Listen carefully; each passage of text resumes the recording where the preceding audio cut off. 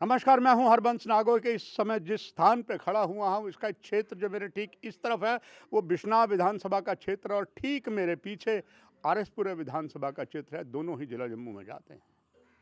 मगर ये दृश्य आप देखकर चौंक ना जाएं, यहाँ कोई भूचाल नहीं आया है, यहाँ कुछ ऐसा नहीं हुआ। मगर ये ज़रूर आप देख रहे होंगे कि जिस तरीके के हालात हैं, ये हालात इसलिए हैं कि देश का एक विधान, एक संविधान जम्मू कश्मीर में लागू हो गया है। गरीबों के उत्थान के लिए बहुत कुछ किया जा रहा है, खासकर ग्रामीण क्षेत्रों में।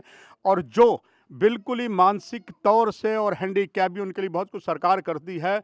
मगर उसके ये जर्जर मकान की हालत ये है कि ये मकान अभी बना नहीं है और ये प्रमाणित करता है बद से बदतर हालात हैं। हालांकि कहा जाता है ईश्वर है, और निस्संदेह यहाँ पर ईश्वर है। यहाँ पर एक धार्मिक स्थल है जिसे पंज पीर कहा जाता है, और वहाँ पर इस समय भी आप लाइटें देख रहे हैं, वहाँ पर चिराग लाइटें जल रही हैं और वहाँ पर लोग यहाँ पर आते हैं।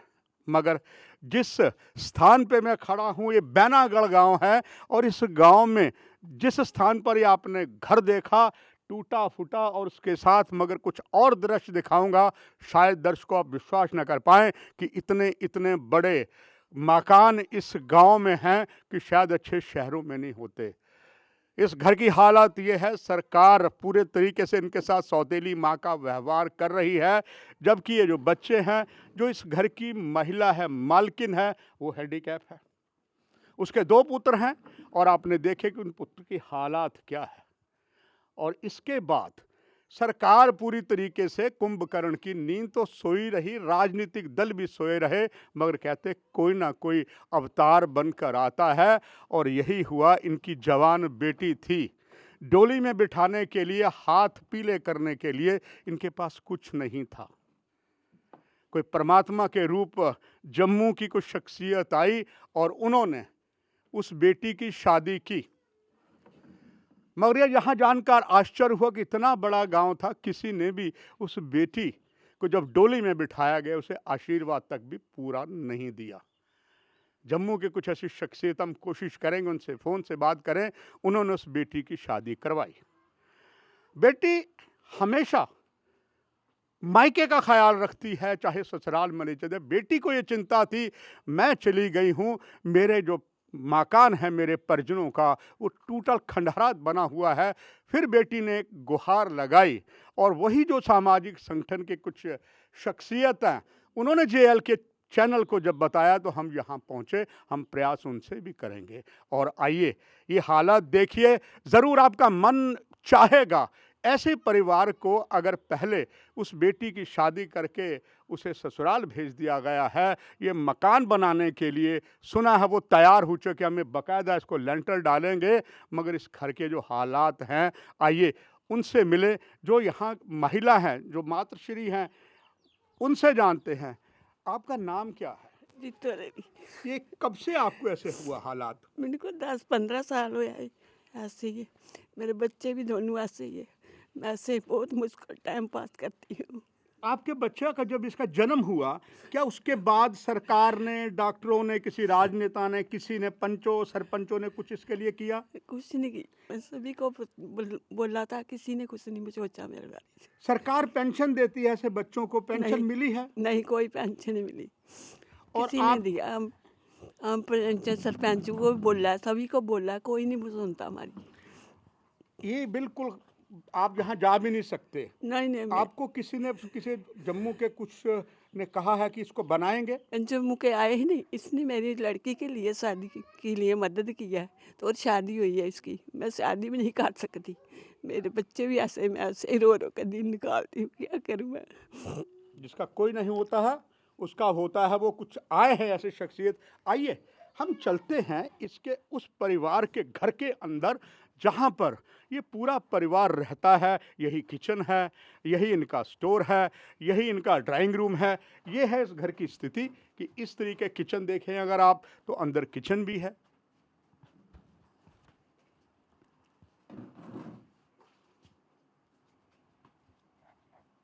बेटी की शादी तो हो गई, आपके पास सर छुपाने के ये हालात हैं।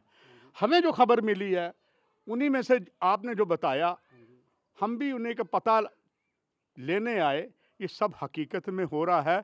अब ये मकान आपका कैसे बनेगा? क्या कुछ जिन्होंने पहले मदद दी वो दोबारा और आपकी मदद करने जा रहे हैं कि आपका ये पूरा लेंटर या मकान बन जाए? लेंटर बन जाए बड़ी मेरा लेंटर डाल दो बड़ी बड़ी।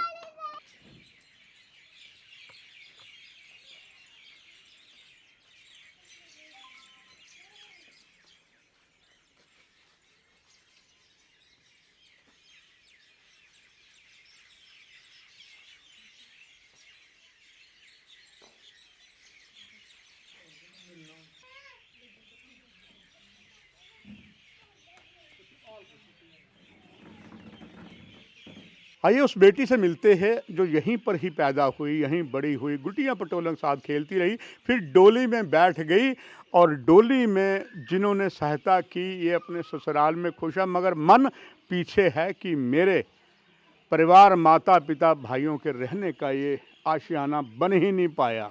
क्या है इनके मन में जानते हैं। अब जो आपके मायके के इस मकान की हालत है, उनके पास तो इतना है नहीं, भाई भी आपके ठीक नहीं है, माता जी भी ठीक नहीं है। अब क्या उम्मीद है कि ये मकान आपका कैसे बन पाएगा? पता नहीं। क्या हमारे दर्शकों के लिए आप उनसे बात करवा सकती हैं जिन्होंने आपकी शादी में आपके माता पिता की मदद की? क्या उनसे आप हमारी बात आप कर सकते हैं? और क्या उन्हें दोबारा ये मकान बन जाए इसके लिए क्या आप उन्हें रिक्वेस्ट कर सकेंगी? तो हम चाहते हैं आप उनसे ज़रूर फ़ोन मिलाइए और बात करिए। Hello hello. सर मीडिया वाले हैं जो जानना चाहते हैं कि जो आपने हमारी मदद ज़्यादा की है वो कौन है, इसलिए आपको फ़ोन किया। कौन बोल रहा है? हैप्पी। कहाँ से? बैनगढ़ से। अच्छा, हैप्पी बोल रही है। क्या जी। हैप्पी करा? सर ठीक है। अच्छा, क्या कौन है? जरा हम जानना चाहते हैं, हम जेल के मीडिया से आए हैं। आपने बेटी परिवार बता रहे हैं कि आप लोगों ने इतनी मदद की कि बेटी की शादी हो गई, बेटी अपने वापस मायके आई है, इनके घर की हालत जर्जर है, ये कुछ कहना चाहती है आपको। जी सर हम कहाँ इतने लायक हो गए हम किसी की शादी कराएंगे? ये तो ऊपर वाले के कर्म है। उन्होंने, और ये मेरी तरफ से नहीं, मेरी पूरी टीम है। जो हमने जो टीम बनाई हुई है जिसमें सरदार गुरनाम सिंह जी जो सोड़े में रहते हैं वो है, भोला जी हैं, वहाँ के इनके ही मोहल्ले के किस्ता जी हैं। ये सारे बंदों ने मिलकर शादी करवाई है और इसका श्रेय उनको जाता है, मेरे को नहीं। अब इनकी इच्छा ये है सबकी, हमने जो किया कि अगर आप सब ने इतना उपकार किया है, ये बेटी जो है बेटी बनकर, ये बहू बनकर अपने गई है ससुराल में, अब इसको चिंता ये है कि इसके मायके के मकान की बद से बदतर हालत है, लेंटर भी नहीं, नीचे हालात है। तो क्या आश्वासन हम इनको दें? हम जिस दिन इसकी शादी के लिए वहाँ पे के गांव में आए थे, हम उसी दिन उनको आश्वासन दे के आए थे कि आज शादी के बाद जिस दिन आपको टाइम मिलता है आप हमें बताएं। हमने इनके मकान के लिए बोला था कि हम इनके मकान का छत डाल के देंगे, इनको किचन बना के देंगे, क्योंकि इनके घर की हालत बहुत बुरी खराब है, बहुत ही ज्यादा खराब है। इनके घर में सर एक बच्चा देखिए, इसका भाई है छोटा, वो देखिए, इसकी मदर देखिए, वो हैंडीकैप है। तो हमने इनसे जो वादा किया था वो हम वादा निभाएंगे।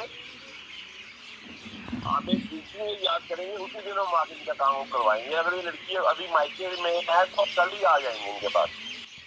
आपका बहुत धन्यवाद। हर शख्स आप जैसा हो, मगर हमारे देश का दुर्भाग्य है कि इस समृद्ध गांव में इतने इतने धनियार लोग हैं, मगर इनके लिए कोई आगे नहीं आ रहा। चलिए, कोई देवदूत बनकर आया, उनकी टीम आई। आशा है कि अब इस टूटे हुए मकान को एक अच्छा शेप दी जाएगी ताकि सिर छुपाने की जगह मिल जाए।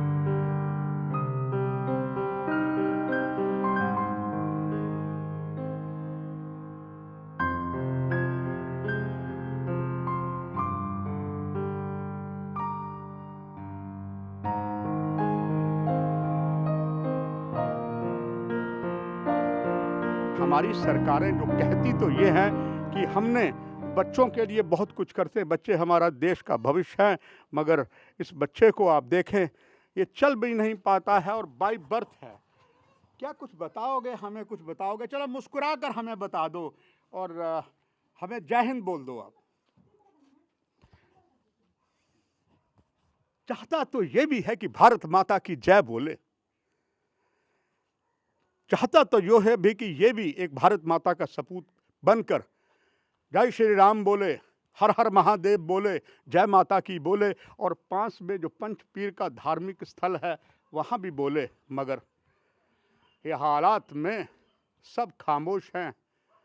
फिर ऐसे एनजीओस, अब एक जेल के मीडिया की आपको अपील होगी, हम एक अकाउंट नंबर देंगे, अगर आप चाहें मदद करना, इनके बैंक में अकाउंट है, आप सीधा भी अगर पंजाबी में कहते हैं दसानिया दी किरत विच कुछ आप इनको मदद करेंगे तो निश्चित तौर पर वो एक आयाम बनेगा इनको और सभी बहुत आपको दुआएं देंगे, क्योंकि इन्हीं की दुआएं जो हैं वो आपको स्वर्ग तक रास्ता सीधा बता सकती है और इनकी बद्दुआएं सरकार या किसी और को लगे वो भस्म कर देती है।